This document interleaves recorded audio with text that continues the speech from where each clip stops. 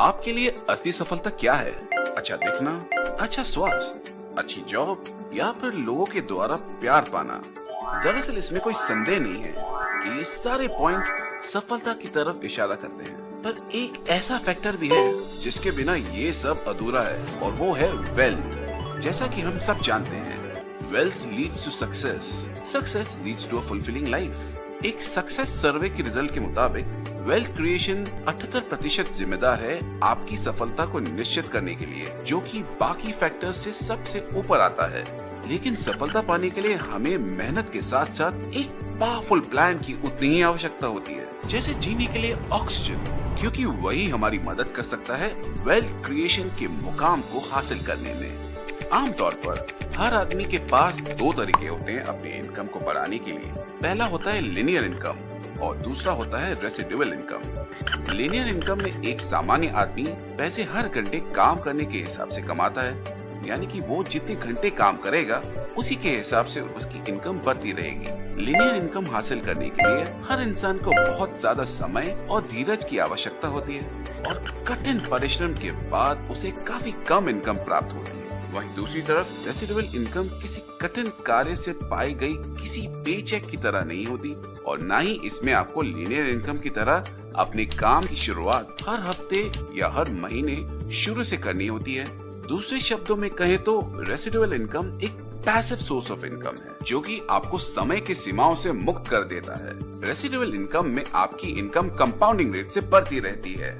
आज आप जो काम कर रहे हैं और आपने जो काम कर लिया है उसका प्रभाव आपकी मौजूदा इनकम पर लगातार बढ़ती रहती है। जो काम आपने पिछले सप्ताह किया था उसकी इनकम आपको इस सप्ताह भी मिलती रहती है और इस तरह जो काम आपने 2 सप्ताह पहले किया या 3 सप्ताह पहले उसकी भी इनकम आपको अभी की इनकम के साथ जुड़कर मिलती रहती है।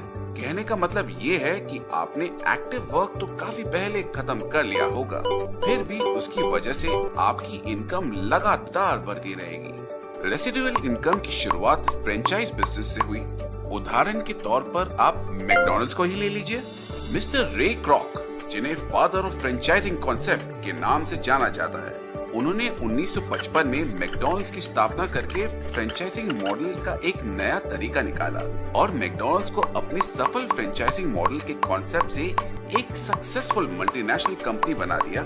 आज पूरे विश्व में 36,000 से ज्यादा मैकडॉनल्ड की फ्रेंचाइज है। लेकिन क्या मैकडॉनल्ड की फ्रेंचाइज अपनी खुद की फ्रेंचाइज ओपन कर सकती है? जवाब है नहीं। तो क्या इससे अच्छा कोई और मॉडल है जो वेल्थ क्रिएट करने में हमारी मदद कर सके? जी हाँ, और वो मॉडल है डायरेक्ट सेलिंग का।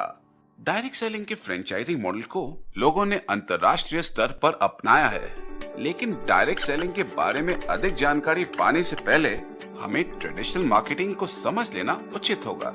ट्रेडिशनल मार्केटिंग, जैसा नाम वैसा काम।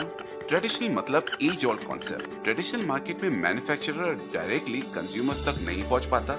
उनके प्रोडक्ट्स को कंज्यूमर्स तक पहुंचने के पहले बीच के सारे पड़ाव से गुजरना पड़ता है, जैसे कि CNF एजेंट, सुपर स्टॉकिस्ट, सब स्टॉकिस्ट, होलसेलर, रिटेल सेलर और कई सारे पड़ाव। और साथ ही उनकी एडवर्टाइजमेंट्स के लिए सेलिब्रिटीज को फीस भी बहुत ज्यादा देनी पड़ती है। ट्रेडिशनल मार्केट से कुछ नुकसान भी होते हैं, जैसे कि पैसिव कस्टमर्स, ब्रीफ एडवर्टाइजमेंट्स जिसमें ज्यादातर सिर्फ एक तरफा कम्युनिकेशन होता है, और मार्केटिंग के कुछ पुराने तरीके जो पुरानी एडवर्टाइजमेंट कैंपेनिंग के तौर तरीकों पर निर्भर रहते हैं, जैसे कि न्यूज़लेटर, बिलबोर्ड्स, फ्लायर्स या फिर न्यूज़पेपर प्रिंटिंग। कई सारी ट्रेडिशनल मार्केटिंग अपनाने वाली कंपनीज के द्वारा ये साबित हुआ है कि मार्केटिंग के ये ट्रेडिशनल तरीके प्रभावी जरूर होते हैं, पर इनमें रिस्क फैक्टर भी काफी ज्यादा शामिल रहता है। ये रिस्क फैक्टर्स कई कंपनीज के लिए काफी महंगे साबित होते हैं। अब वापस आते हैं डायरेक्ट सेलिंग पर। एक सामान्य भाषा में कहे तो डायरेक्ट सेलिंग मतलब आप अपने प्रोडक्ट की मार्केटिंग डायरेक्टली अपने कंज्यूमर्स से करते हो, वो भी आमने सामने बैठकर बात करके। ये काम कहीं भी हो सकता है, या तो उनके घर या फिर आप ही के घर पर। डायरेक्ट सेलिंग में कंज्यूमर ही डिस्ट्रीब्यूटर होता है, जिसमें वर्ड ऑफ माउथ एडवर्टाइजमेंट होने की वजह से लगभग 60% मार्केटिंग एक्सपेंस की बचत हो जाती है। इस बची हुई राशि को बिजनेस ओनर्स के बीच बांट दिया जाता है, जिससे वो अपने प्रोडक्ट्स को अन्य तरीकों से अपने कंज्यूमर्स तक प्रमोट कर सकते हैं।